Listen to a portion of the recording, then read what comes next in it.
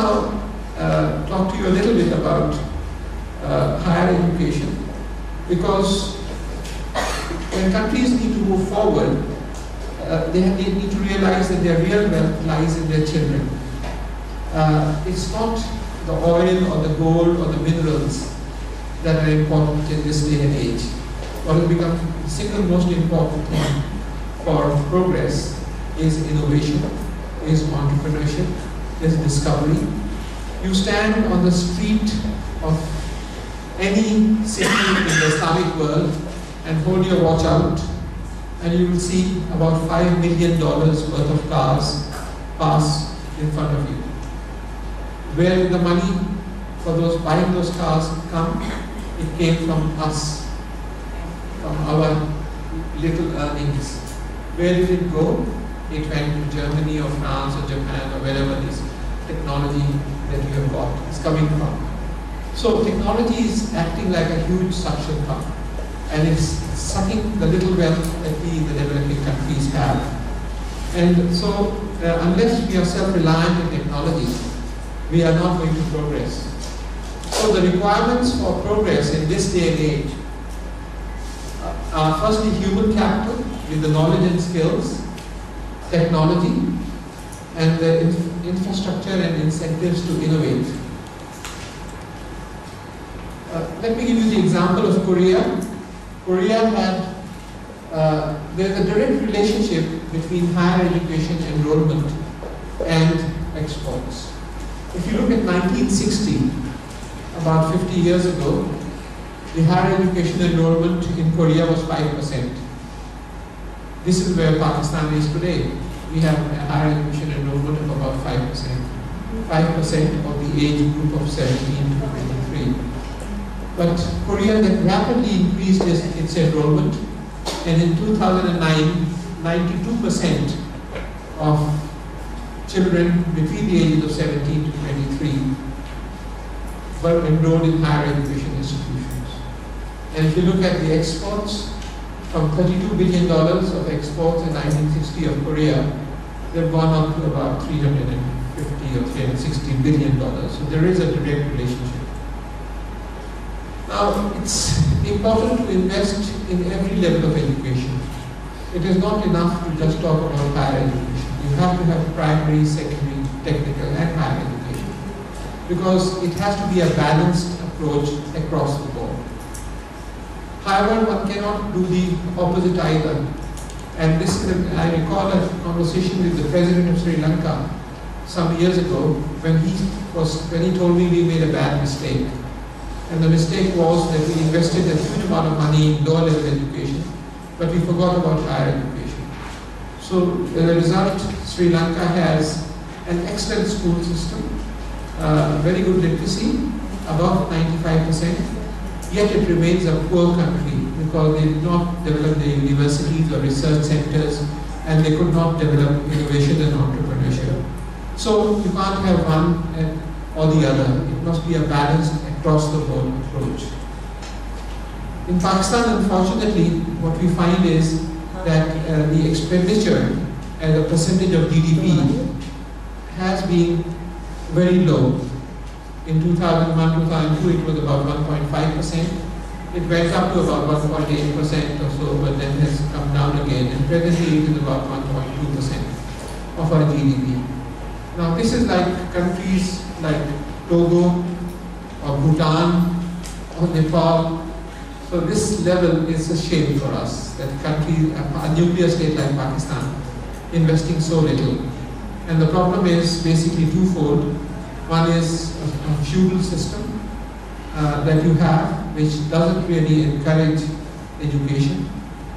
And the second, which is a consequence, is the illiteracy, resulting in illiteracy, which so the two combined mean that democracy doesn't function in this country. Or if it functions, it leads to the kind of parliamentarians that we have today, and the kind of chief ministers that we have today. When the chief minister of Balochistan says, "A degree to degree hoti hai, a degree is a degree. What does the difference does it make if it's false?" Or an honorable minister in the Sindh government states that we should have also a right to corruption. After all, why shouldn't we be corrupt? After all, people in the past have been corrupt as well. These are public statements that these people are making. You can judge the level of their intelligence that they are making these statements in public debates and in public discussions.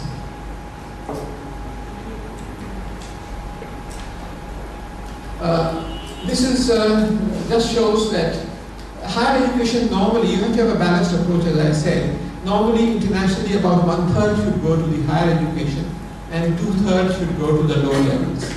And this is what our forefathers in the first 5-year plan, about 31% of the total education budget was going to higher education and about 70% to lower level. But then this gradually eroded and the higher education budget went down to about 10 or 11%. So there are two problems. Firstly, too little being spent on education, and then that expenditure of that is not divided in an appropriate manner according to international norms.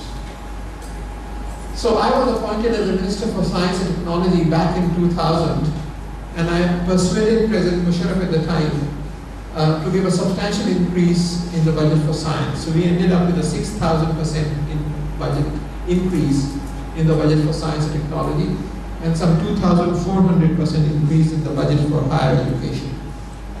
And we then came forward with a vision, a strategy, and action plan. How do we improve our educational institutions? Universities, the most important thing in universities is faculty. Also at the school level, that is the most important thing, is the teachers, which set standards.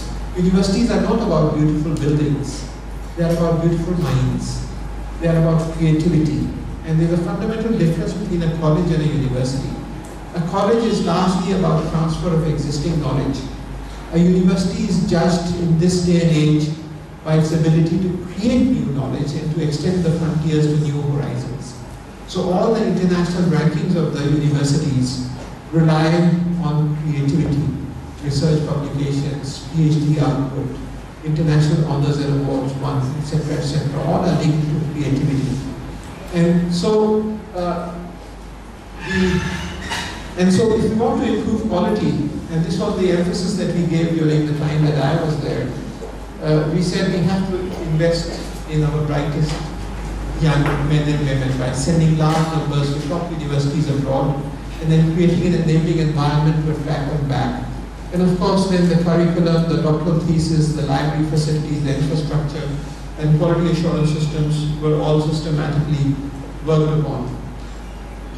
And then establish institutes of excellence in various universities, and then establish technology parks to help promote innovation and entrepreneurship. Pakistan has about 85 million or 90 million below the age of 19. This is a huge resource of young people that we have in this country. It's the young bulge, as you can call it, if you look at the demographic distribution. And this can be a huge advantage if we empower them with proper education and make opportunities for them to serve the country. Otherwise, it can be a huge burden. So it's a challenge and an opportunity. And so what we have to do is to try, within this 85 million, there are surely tens of thousands of Newtons and Ibn Sinas and Al-Birunis and Ibn Hathams and brilliant people, brilliant young people are surely there. We have no shortage of creative young people. But we need to excite them and create the roads and the paths for them to opt for careers in education, be it social sciences or economics or literature, or be it science and engineering or technology. So we have to excite them about the wonders of science, the things that I was talking about. We then have to select the best people and send them to top institutions abroad. And then we have to attract them back, not by just legal bonds, but by creating an enabling environment, which includes infrastructure, research funding, which includes salaries, access to literature, libraries, etc. So one very dramatic change that we brought in Pakistan was and is that we said the salaries of professors in our universities should be about 4 to 5 times the salaries of federal ministers in the government. And why did we do that? We said this is because when our children are passing out of high school after doing their intermediate or A levels or whatever, and they're thinking about careers in life, so we should create those career structures for them in different disciplines. And if they are good, but we linked it to international assessment. We said we will not give high salaries to everyone. You have to prove your worth at an international level. So you are on contract. A new system was brought in, so-called the tenure track system. So you are on contract with the first international evaluation of your creativity after 3 years, and then the second one after 6 years.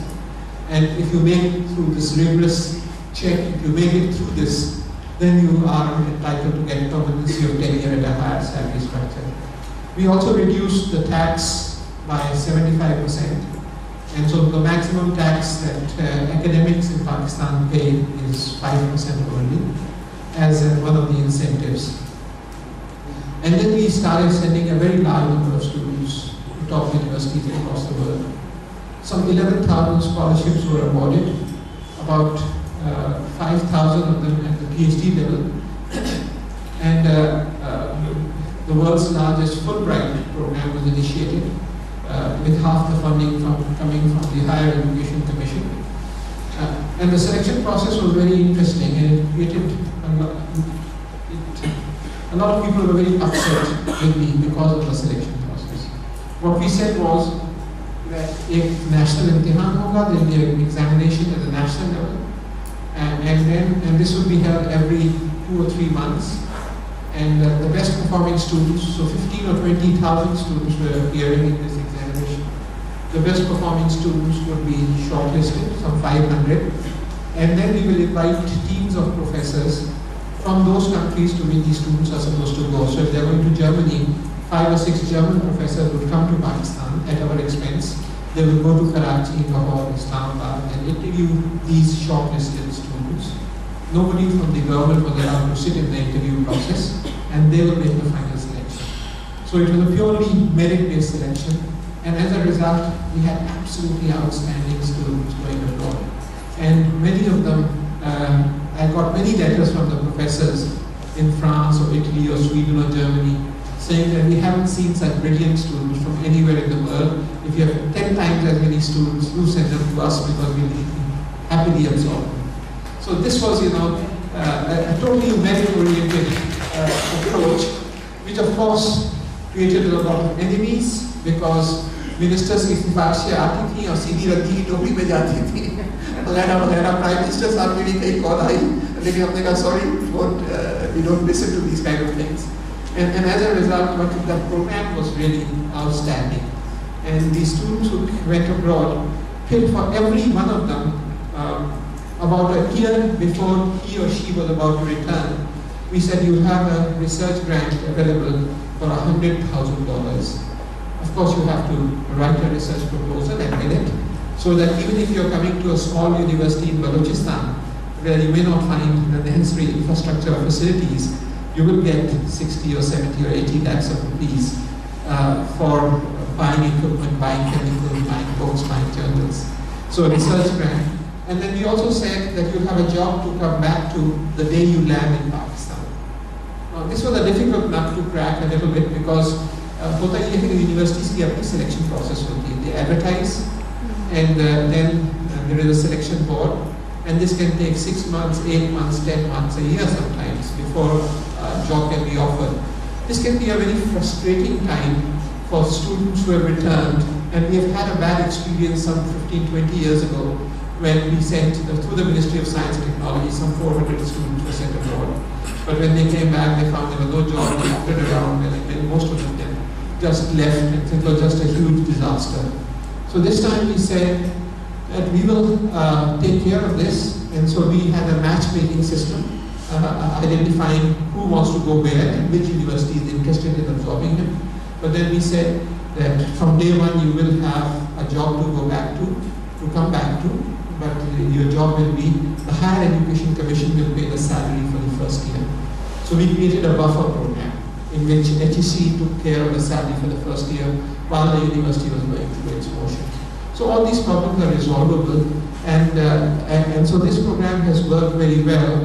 The return rate, people often worry, वापस क्यों आएंगे, कौन आएगा, सब वहीं पे रह जाएंगे, अब ये है. The return rate has been 95% plus. It's an excellent return rate. In spite of the difficulties in Pakistan, these students are coming back. I was in Vancouver in Canada last week, and I was on my way back, and one of the students came and shook his hands with me, and he said, I'm from NED University, I've just completed my PhD, and I'm coming back to join NED. And you know, we had 10 students who have completed PhD, and all of them have come back and joined the university. So there's not a single student who stayed away, they're all coming back and joining. So सोचना पड़ता है, one has to take care that you have thought out the program properly, so that there are research grants, there are facilities, there is infrastructure available, and then they will come back. We also managed to attract about 600 people from USA and Europe who had lived all their lives in those countries under the foreign faculty hiring program. And half of them came back on a permanent level, and the other half on temporary assignments. And this is how our money was spent. More than half was on scholarships, because we said that if you want quality, you must have first of all quality teachers, quality faculty. And the rest was in infrastructure and research equipment. And we introduced a 4-year undergraduate program because we said that you have to have a broad-based education. The scientists must understand literature, they must read literature, but they must have a broad-based education, and they must have a breadth of knowledge, because that constitutes towards personality development. And similarly, those studying arts or social sciences must have some understanding of other fields. So this 4-year undergraduate program was brought in. The degree program was standardized in all universities. They have quality assurance system built in. And the minimum requirements for appointment of faculty in universities, as well as for grant of PhDs, were toughened. I had the opportunity of 2 years being also the minister responsible for information technology and telecommunications. And during that time, when I took over, there were only 29 cities on which had internet. We rapidly expanded that, and before long, within a matter of 3 years, internet spread to about 3,000 town cities and villages in Pakistan, to almost look at the border of Pakistan. The optical fiber spread from 40 cities to about 1,000 cities during that 5-year period. Internet usage exploded. The bandwidth prices were brought down from a ridiculous $87,000 a month for a 2 megabit line down to only a few $1,000s per month. And now they are about $900 per month. And the mobile telephony was not expanding. And one reason was that people had to pay for receiving a call. Call कोई कर रहा है, पैसे आपकी जेब से जा रहे हैं, तो हम आदमी घबराते हैं कि मैं क्यों रखूँगा call वो कर रहे हैं. So I had that changed, and we said it's the calling party which should pay, and not the receiving party. So we brought in the CPP regime, calling party pays regime, and got in U-phone, which had been sitting on the sidelines, created competition, and that led to an explosive growth. From about 300,000 mobile phones, some 3 million new mobile lines were ordered within a short period of time, and now we have crossed 100 million mobile phones in the hottest sector of the economy. But this, I mention this because this laid the foundation for establishing a wonderful facility, which is the Pakistan Education Research Network, PERN. This meant that every university was connected with high-speed internet access, because these are the knowledge highways, much more important than the motor highways on which you and I are often travel on. Because on these highways, knowledge travels, commerce travels, trade travels, information research travels on these highways. So these highways must be robust, they must be reliable, they must be fast. So the Pakistan Education Research Network under the PERN 1 program, which was then later expanded to the PERN 2 program, 1 gigabit connectivity is being provided to various universities, and these are then being connected to 10 gigabit loops around the major cities. So this is a very fine facility, and on this end we could provide the contents. Road तो बना लिए, लेकिन उसके अंदर सामान भी तो होना चाहिए ना जो उस रोड पे travel करे. So then we established a wonderful digital library, and now every student in every public sector university has free access to 25,000 journals and some 45,000 textbooks from 220 international publishers. This is free, this is nationwide, these are keyword searchable and downloadable. And this is a complete change from the situation 6 or 7 years ago, where if you walked into a library, you wouldn't even have found 5 or 6 of the latest journals. So this is this digital library has made a huge difference to our universities, and these are also accessible to the homes of students enrolled in universities. And then we established a video conferencing facility in every university. In Karachi University, there are 5 such video conferencing facilities. And this now, if you have the bandwidth, it doesn't matter if you're in the room next door or if you're down in Stanford. We are all connected. Distances have died. It doesn't matter. And this has actually created a fantastic opportunity for countries like Pakistan, because we are all connected, information is available. Pani samne hai, khali aapko peena hai. See, this is there. All you have to do is, knowledge is there at your doorsteps. All you have to do is to just drink and enjoy it. So these video conferencing facilities, we have had 600 lectures delivered along with 1,500 other programs on this setup, and from this January, complete courses are now being delivered by top professors from across the world. जो बाहर से courses deliver हो रहे हैं students Pakistan में, ये live and interactive. कि बाहर से MIT से कोई प्रोफेसर लेक्चर दे रहा है, आप उससे सवालात कर रहे हैं, बलूचिस्तान से स्टूडेंट सवालात कर रहे हैं, या पंजाब से या सिंध से, और उसके बाद फिर इम्तिहान होते हैं, और फिर जो क्रेडिट्स हैं वो रिकग्नाइज होते हैं यूनिवर्सिटीज से. So this is really a wonderful program which I am really excited about, which is going on. We also established, brought in Pakistan's first education satellite, PakSat-1, and this, in fact, the virtual university was given transponders of this to use, and most of the television programs that you see are on our own satellite. Here, the PakSat-1 thing, we got this only for $4 million. You know how much they're buying the new one for?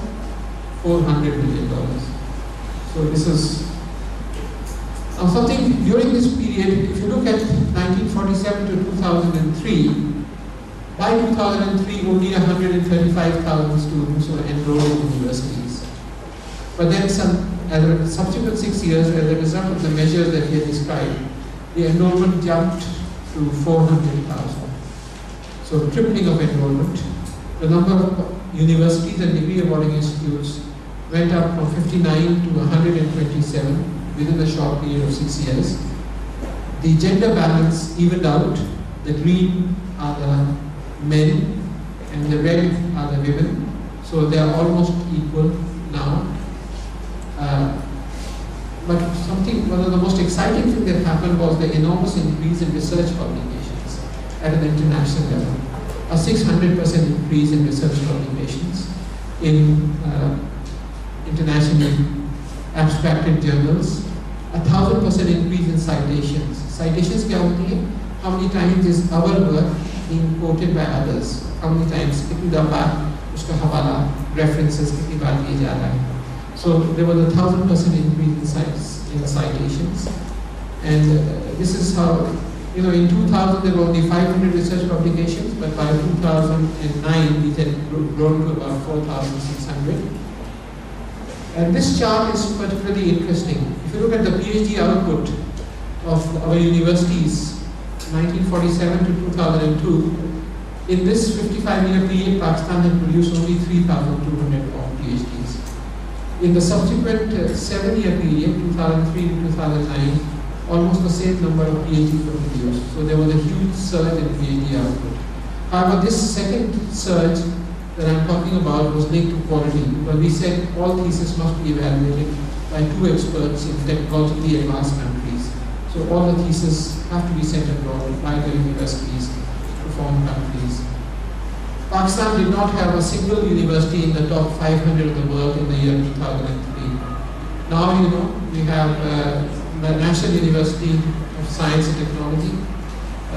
In the latest ranking, this is about a year old, in the latest rankings, last is 273, UET Lahore is 281, Karachi University in Natural Sciences is 223, and there have been going reviews written by a number of eminent neutral experts, World Bank, USAID, British Council, and Nature is the world's leading journal, calling these a revolution.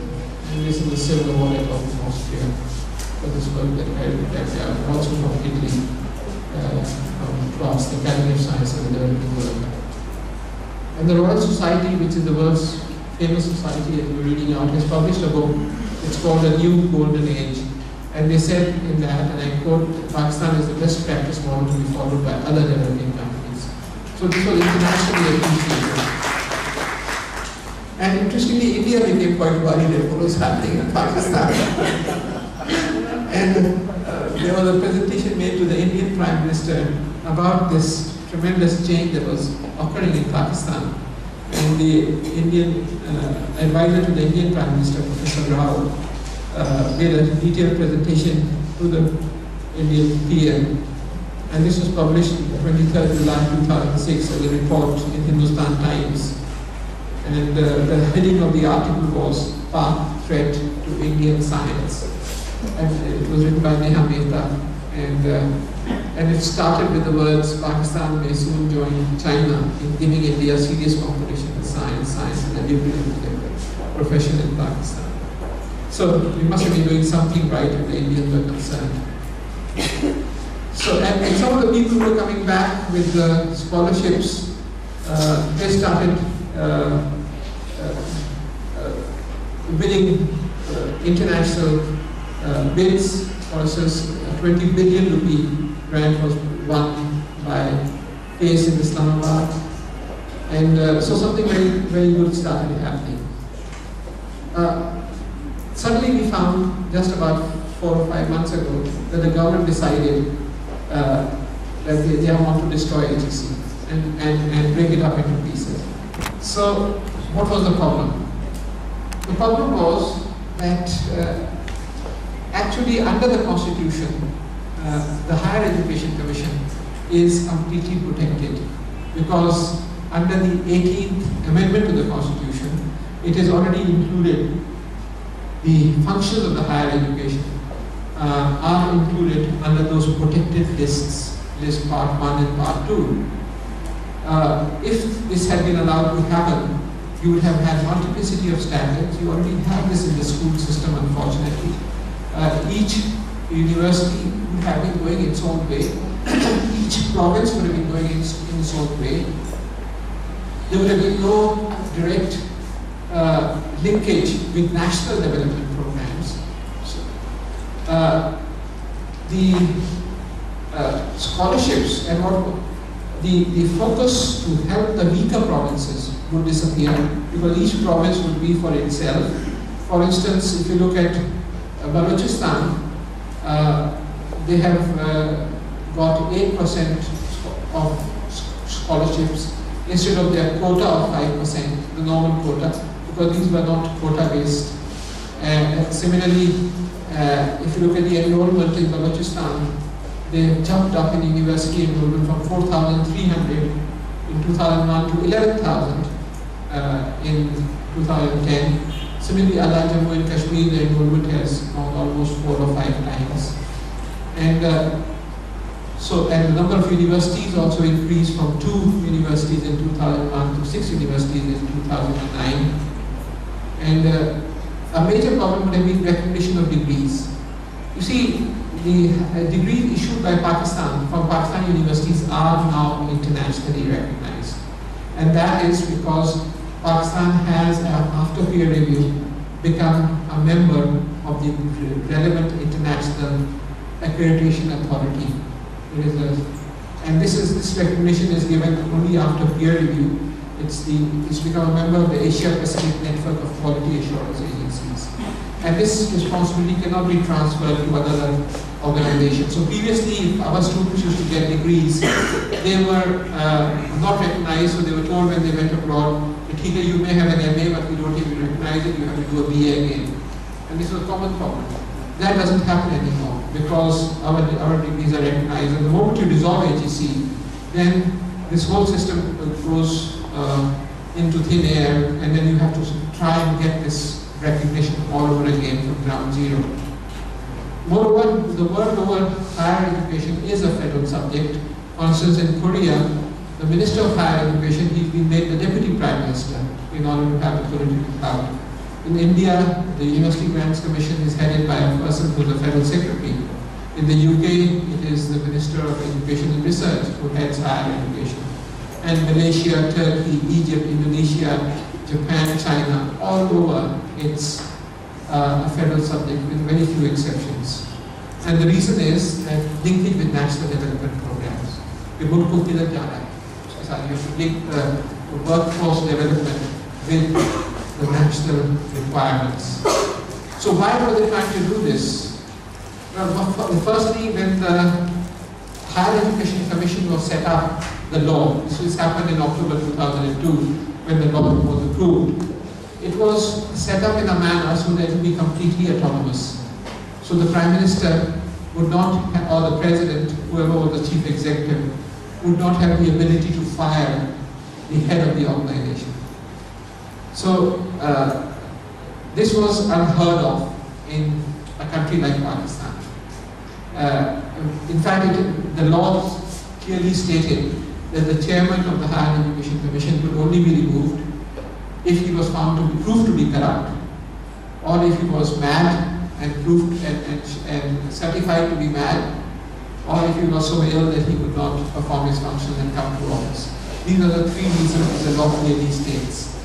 So when this issue of our parliamentarians came up, the Supreme Court ordered the Election Commission that they should verify the degrees of these parliamentarians, who had to have a bachelor's degree in order to be in the parliament. At that time, and this was to be done through the Higher Education Commission, the degrees of 51 of these parliamentarians were found to be forged, and another 250 parliamentarians degrees are suspect, but they were sitting with the Election Commission, and the Election Commission, in spite of repeated reminders by the HEC, did not pass them on to the HEC for verification.